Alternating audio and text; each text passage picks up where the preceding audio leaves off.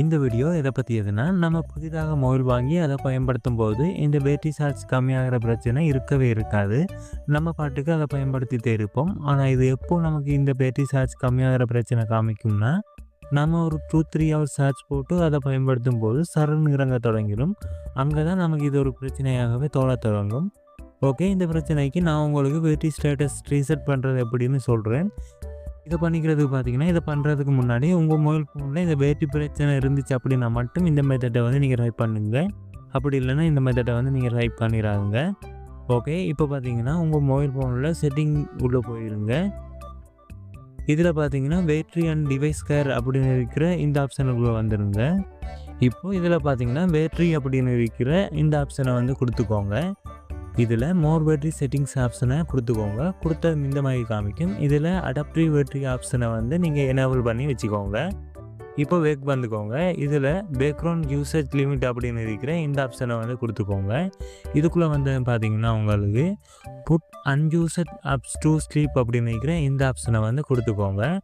அதாவது இந்த ஆப்ஷனை வந்து நீங்கள் எனேபிள் பண்ணிக்கோங்க. இப்போ வந்து வேக் வந்துடுங்க. வந்ததுக்கப்புறமா பார்த்தீங்கன்னா இதில் உங்களுக்கு பேட்டரி ஸ்டேட்டஸ் ரீசெட் பண்ணுறது எப்படின்னு சொல்கிறேன் அப்படின்னு சொல்லிட்டு வேறு ஏதோ எல்லாம் சொல்கிறேன் அப்படின்னு யோசிக்காதுங்க. இந்த செட்டிங்கை நீங்கள் கண்டிப்பாக பண்ணிக்கணும். இதை பண்ணதுக்கப்புறமா தான் அதை பண்ணிக்கணும். அதுக்காக தான் இந்த செட்டிங்கை முன்னாடி உங்களுக்கு சொல்கிறேன். ஓகே, இதில் பார்த்தீங்கன்னா பவர் சேவிங் மோட் ஆப்ஷனை வந்து எனேபிள் பண்ணிக்கோங்க. இப்போது அப்படியே முழுவதுமாக பேக் வந்துடுங்க. உங்களுடைய மொபைல் ஃபோனில் நீங்கள் உங்களுடைய டயல் பேட்டை ஓப்பன் பண்ணிக்கோங்க. இதில் பார்த்தீங்கன்னா *9900# அப்படின்னு டயல் பண்ணிக்கோங்க.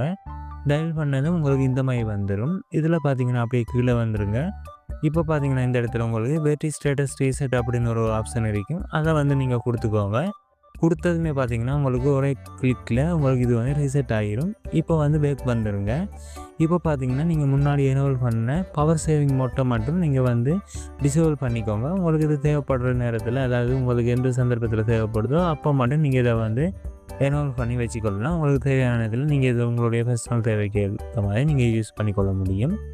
ஸோ ஓகே ஃப்ரெண்ட்ஸ், உங்களுக்கு இந்த வீடியோ பிடிச்சிருந்துச்சு அப்படின்னா வீடியோ லைக், ஷேர், கமெண்ட் பண்ணுங்கள். அதோட நீங்கள் இன்னும் நம்மளுடைய சேனலில் சப்ஸ்கிரைப் பண்ணல அப்படின்னா மறக்காமல் நம்மளுடைய சேனலில் சப்ஸ்கிரைப் பண்ணி பெல் பட்டனை கிளிக் பண்ணி அதில் ஆல் நோட்டிஃபிகேஷன் வச்சுக்கோங்க. நம்மளுடைய சேனலில் போடக்கூடிய வீடியோஸ் எல்லாமே நீங்கள் மிஸ் பண்ணால் பார்த்துக்கொள்ளலாம். ஸோ ஓகே நண்பா, தேங்க்ஸ் ஃபார் வாட்சிங்.